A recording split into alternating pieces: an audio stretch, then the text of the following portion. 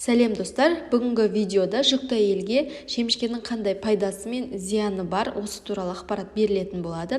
Ең бірінші менің каналыма подписаться етіп кетсеңіз нұр үстіне нұр болатын еді. Жалпы жүктілік кезінде ағзаға түрлі әрекеттер жүріп жатады.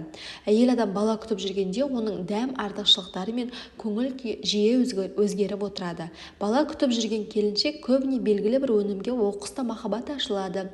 Бұл шемішкеге болуы да мүмкін. Көптеген жүкті әйелдер бүкіл жүктілік уақытында қара дәндердің пакетін құшақтап жүруі мүмкін. Енді осыған қарсы көрсетілімдер бар ма, қауіпсіз бе, осы видеода талқылайық. Егде тартқан адамдар күнбағыс дәнінің жүктілік кезінде қарсы көрсетілімдері бар дейді. Оны шағып отырғаныңызды көрсе, енеңіз сізге ұрысып, өткен өкпелерін еске алуы мүмкін.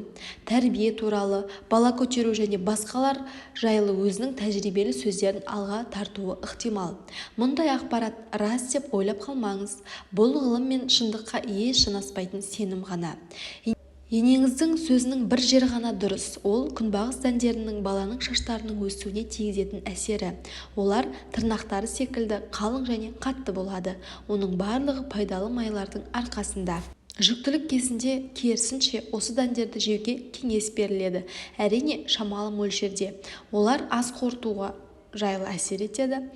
Іш қатуына қарсы көмектеседі, қыжылды басады. Фармацевтикалық препараттармен салыстырғанда шемішке өте қауіпсіз болып табылады. Жалпы бұл күнбағыстың артықшылығы, мұнда екі қабат әйелге кездесетін ең керекті фолий қышқылы бар. Яғни білесіздер ғой, біздер бірінші триместрде міндетті түрде фолий ішуіміз керек.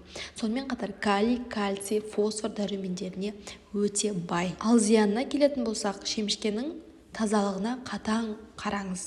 Яғни міндетті түрде таза болу керек. Және де әр нәрсенің шегі болады. Оны күнделікті мөлшерден көп пайдаланбаңыз. Бүгінгі ақпарат ұнаса, онда менің YouTube каналымның дамуына үлес қосуыңызды сұраймын. Лайк, коммент күтем. Сіздермен болған әсем әлем.